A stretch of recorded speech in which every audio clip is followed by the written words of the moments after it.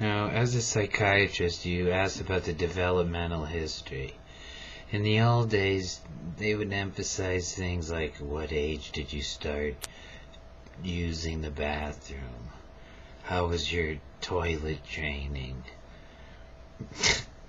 Stuff has nothing to do, basically, with anything useful as far as a psychiatric eval getting a developmental history. There are a few important points, though, that I emphasize. Not age of onset of potty training, or when did you stop sucking your thumb.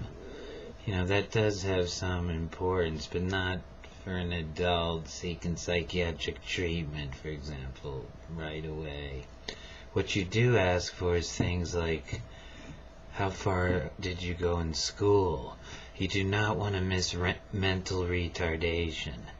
Many patients as adults with mental retardation present with atypical psychiatric symptoms and get mislabeled schizophrenic and get prescribed dangerous medication that doesn't help and just hurts them in the long run. Yet there are severely mentally retarded patients that can respond to certain interesting combinations or other medications like mood stabilizers, anticonvulsants, anti-anxiety agents. But anyway, mental retardation can be suggested by history of learning disabilities, trouble in school.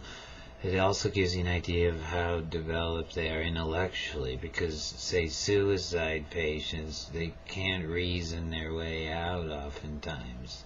Maybe they quit school, never developed analytic thinking.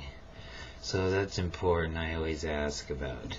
The other thing is not at what age did you first have sexual relations.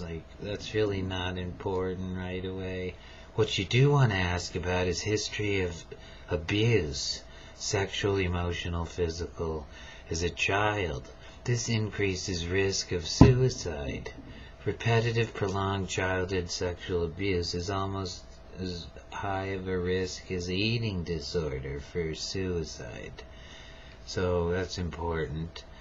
Also, where were they born and raised? They spend a lot of time where there's no light, like born and raised in Alaska and it just moved to that's important.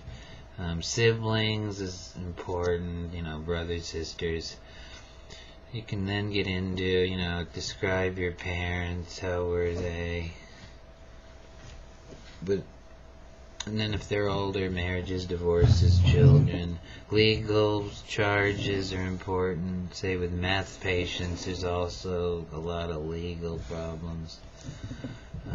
Maybe what religion, how's their house, do they have any guns. These are things in the so-called developmental or social history the psychiatrist or medical doctor might get.